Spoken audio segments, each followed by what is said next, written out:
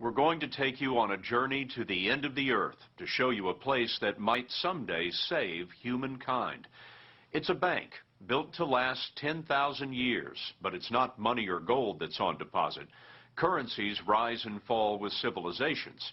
We were there last month when the world's most important assets were made safe from climate change and nuclear war, locked deep inside the Doomsday Vault. Head toward the top of the planet, over the freezing Arctic Ocean, and you'll find a collection of ice-covered islands called Svalbard, Norwegian for cold coast. They're due north of Europe, administered by Norway, and among the last bits of land before the North Pole. Down on the water is the northernmost town in the world, Longyearbyen, with about 2,000 people. But polar bears outnumber the people, and reindeer outnumber everything. It's an otherworldly place, a twilight zone, where sometimes the sun never rises and the moon never sets. In the dead of winter, it was the last stop in the 30-year journey of American scientist Cary Fowler. It's a long way from the farm in Tennessee. It's a world away. Did you ever worry that it wouldn't get this far? Oh, I was worrying all the time, I think.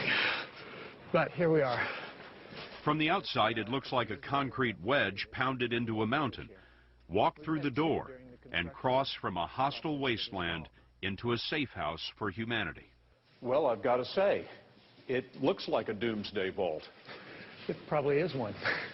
At least we think if there are any big problems on the outside, this is going to survive. This was clearly built to last. We built it to last as long as we could imagine. I don't know what was in the minds of the people who built the pyramids. Maybe they were building to last forever too. But I can't think of anything that's been built in our lifetime that's been built with this kind of time horizon. And all these pipes over our heads? That's the refrigeration units. The refrigeration? Yeah. We're 700 miles from the North Pole. We are. And you're air conditioning this place? We're going to freeze it even further. Freeze it colder than the permafrost, so that if the earth warms and the power goes out, the vault will stay frozen for another 25 years. 200. 100. The treasures that the vault was built to house approached an airstrip at the base of the mountain nearby. What's in these boxes took 10,000 years to develop and 70 years to collect. Now, they were loaded for the last mile to Fowler's frozen Fort Knox. This is the coldest place in the mountain. We wanted to take advantage of the naturally frozen temperatures down here, and we wanted absolutely the coldest spot we could find. It is pretty cold down here. It's cold. It's getting colder, actually. These are airlock doors. It keeps the cold air in. Wow. It's pretty big. So the foundation of humanity ends up here. It's about 30 yards long, it's about 10 yards wide and 5 yards high. Inside the boxes that came off the plane are millions of silver envelopes. Show me what's inside. Okay, we'll take a look at these two. Yes, they're going to be sealed in the boxes, but here's one sample. What are they? Well, these are chickpeas, or garbanzos. This is a crop you ought to know. Wheat? Wheat. Very good. So what's in all these envelopes is? Seeds.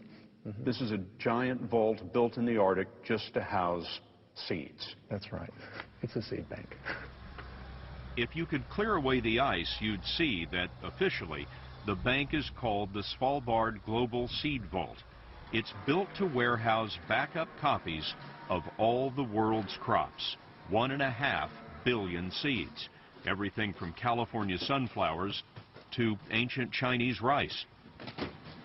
If an asteroid strikes the Earth, seeds to restart agriculture would come from here. But science fiction aside, the main purpose is to protect against a doomsday that is unfolding right now, because the plants we've been eating for 10,000 years are going extinct.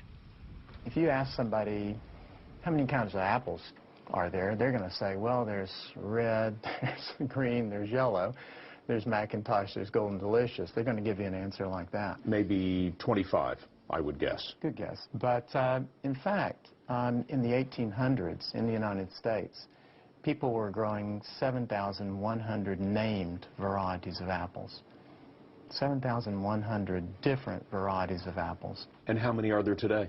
We've lost about 6,800 of those, so the extinction rate for apple varieties in the United States, about 86%. That pattern exists in all crops. Estimates are that every day one crop strain disappears. And here's why. Seeds used to be passed down through families, but today farmers are planting mass-produced industrial seeds. The upside is more food, but the downside is that the family variety goes extinct. To understand the danger, we visited a U.S. government storehouse in Idaho, where Mike Bonman watches over America's collection of wheat seeds. Well, we have in this room more than 50,000 different, what we call accessions, or collections of wheat from around the world. 50,000 different kinds of wheat. Exactly. I didn't know there were that many. Yeah, I think most people would be surprised. Most countries collect seeds in banks for safekeeping, and for 110 years, the U.S. Department of Agriculture has sent scientists called plant explorers to collect the seeds in these envelopes. If there's an Indiana Jones of plant explorers, his name was Jack Harlan, who made one of his greatest finds in the 1940s. This is PI 1783-83. This was a wild variety of wheat growing in Turkey. An old farmer variety that had probably been grown there for thousands of years. In the field, it looked dreadful. Harlan wrote in his journal it was hopelessly useless. Useless for food, but as it turned out, inside these seeds is a superhero for fighting wheat disease. Today, the genes of humble PI 1783-83 are a foundation of agriculture, bred into much of the bread we eat. That's why you have to collect everything. Because just by looking at the material in a farmer's field, you might say, that one's no good, let's don't collect it. But you can't anticipate what value that might have. There may be genes in that material that are going to be of immense value in the future. This is an example of a rust on a small grain. In this case, it's oats. And in each pustule, there are thousands and thousands of spores that are dispersed through the air and can infect other plants. In the past, plant diseases like this caused mass starvation. Think of the Irish potato famine. But today, scientists prevent famines by going through tens of thousands of plants looking for genes to fight disease or drought or any other problem. Turns out, some of the rarest and most valuable seeds come from some of the most unstable places. There was an important seed bank in Afghanistan. That's right. It's been destroyed. In the chaos following the fighting there, it was looted and destroyed. The Afghan seeds were thrown away because the looters wanted the glass jars they were kept in. Much of Iraq's seed collection was lost in that war, and in the Philippines, a typhoon washed away part of an important rice bank. Doomsday doesn't have to come in the form of an asteroid. Doomsday can come in the form of an equipment failure or mismanagement, just human mismanagement, or a lack of funding, or a typhoon or something like that. And those kinds of things are happening all the time. And once that crop is lost? It's lost. We'll never see it again, and any kind of characteristic that it might have had is gone. It's off the artist's palette. It's a color that we can't use anymore. It may have the disease or pest resistance that we absolutely need to have a viable crop in the future. Gone. Fowler runs the Global Crop Diversity Trust, set up by the United Nations and Bioversity International. His safe house cost $9 million. Norway paid for construction. Bill Gates paid for the shipping. And nearly every nation are locked inside. Svalbard may seem a strange place to build an ark for plants. We went exploring by the only practical way to get around. The islands are a white desert, barren, and chilled to 30 below zero. We're just above 78 degrees north latitude, and the North Pole just off this way, about 700 miles. This is about all the light that you get during this time of year. The sun never comes up over the horizon in the wintertime. It's ironic that the world's agricultural heritage is being stored in a place with no agriculture at all. They don't even have trees on Svalbard. But these mountains are just the place to save the resources of life itself, remote from nuclear war, from storms, and rising seas. These resources stand between us and catastrophic starvation on a scale we cannot imagine. And we now have, I think, kind of a perfect storm hitting agriculture. That perfect storm is crop extinction, population growth, and global warming.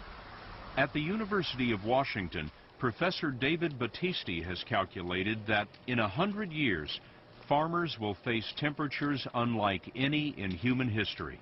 Temperatures more like millions of years ago. What were conditions like then? Well, let me describe it this way. You have crocodiles in Ellesmere Island, which is in the edge of the Arctic. You have palm trees in Wyoming. And so Battisti's data come from the Nobel Prize-winning climate research of the UN. His work is funded by the National Science Foundation. Battisti projects that the droughts of the past will pale in comparison to what he believes is coming. if you think about the Dust Bowl in the U.S., and you think about, well, there was a decade where you had, on the average, of maybe 5% reduction in precipitation, you know, for the growing season. Southern California, the Caribbean, Southern Europe, Northern Africa, the Central Asia, all of these places 100 years from now will typically experience, on average, 20 to 30% reduction in precipitation, right? So that's 5 times the Dust Bowl. Whether it's a dry climate, a new virus, or infestation, the genes to stop a famine may be in one of these boxes. When the last of the seeds descends the tunnel, the lights will go out, the vault will be locked, and Cary Fowler will have achieved his life's work, preserving civilization's past against an uncertain future. If worse comes to worse, it does save the world, but it also has a more mundane feature to it, which is it helps us every day in feeding people.